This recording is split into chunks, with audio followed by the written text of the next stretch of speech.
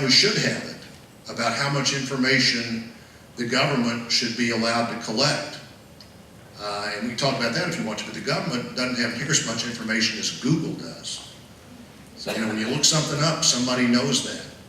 If I was going to give you any advice, my advice on this topic would be very careful about what you put out there about yourself or your attitudes that you really aren't sure you've thought through, because that's going to be out there forever. If you're going to say something, you should think about, am I pretty sure this is my forever view of this, that I want everybody to know forever this is what I thought as a senior in high school, or as a freshman in college, or as a graduate student just a few years from now. I'm glad to be able to work for all of you. We have a big and diverse state. Another great opportunity is agriculture. I don't know how many of you are involved in agriculture through your families. Not as many as used to be, because it takes so many fewer people to do so much more in the world. But world food, I gave a speech at the graduation for the University of Missouri Ag School a couple of weeks ago. And one of the things I said in that speech, I just quoted the Secretary of Agriculture, who'd been before my Senate committee just a few days before that, which is, in 40 years, the world will need twice as much food as we produced this year. In 40 years, population's growing, that will be part of it, and people are getting better food. And nobody ever, once they get the better food, wants to go back to the bad food again. And so in 40 years, twice as much food as we produce this year is what we'll need 40 years from now. That means in 40 years we'll have to have the same amount of advancement in how we meet that food demand that we had in the past 10,000 years. And the amazing thing is we'll do it. And another amazing thing is Missouri's in a great place to be part of that. And also to get that food all over the world. The Missouri River, the Mississippi River, the Gulf of Mexico, the Panama Canal. Both in agriculture and energy and information, we're well positioned to be part of so many things. But as Natalie said earlier, this is designed to be a week that changes your life. It's designed to be a week that makes every one of you, if you want to be, a bigger part of that future than you would have been if you hadn't done the week at Girls State. So how exciting for Abby and I to be here for the very first thing. And this will get more raucous, by the way. I kind of hate being here for the very first thing, because you will be pretty pumped up by about this time tomorrow, and that'll last through the rest of the time you're here. And I'm glad to be here with you as that starts. So, I don't know how we do questions here, and they don't either. And Natalie, you want to talk about that? Ladies, if you have a question for Senator Blunt, we're going to take, ideally, the first 4 questions from each mic if we have time. So it is first come, first serve. Whoever would like to have a question, please come to the mic, and the counselors will keep you going as far as whose turn it is. Don't be shy. This is sort of the chance for the first girl who expects to be the governor to get to the mic.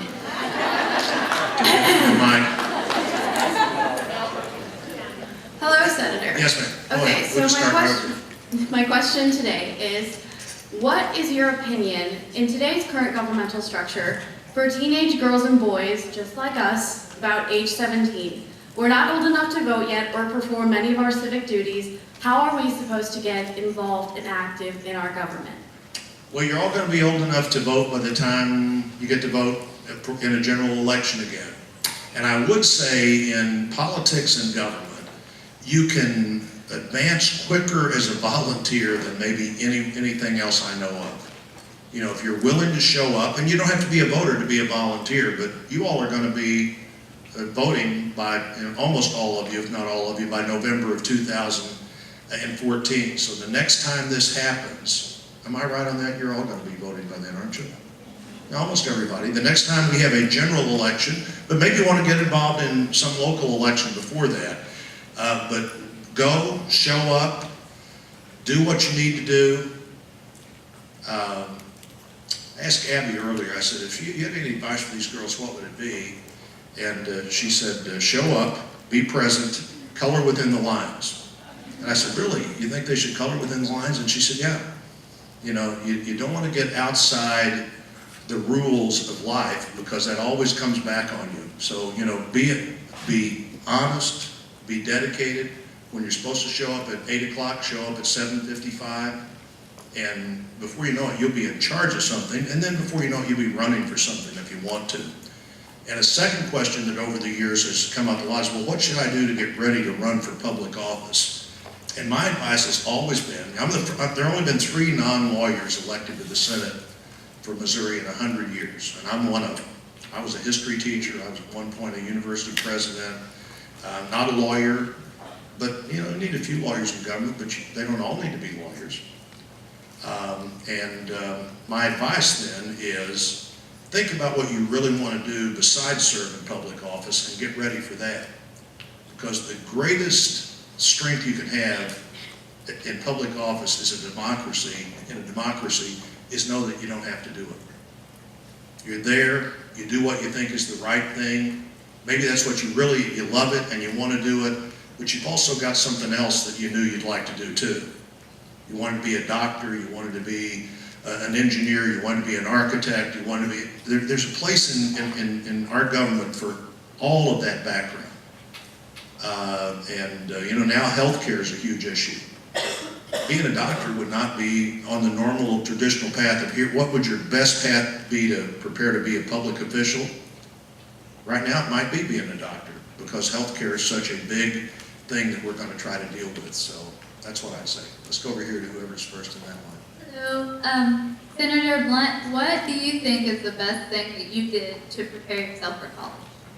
Well, what I just said, I'd find what I wanted to do, I'd get focused on that. I have served in elected office with people, a lot of people are lawyers, but people who are engineers. There are more and more doctors in the House, particularly. There are a few doctors in the Senate now, and more doctors running for the Senate. I would just always have to fall back on what I thought I'd like to do besides being politics.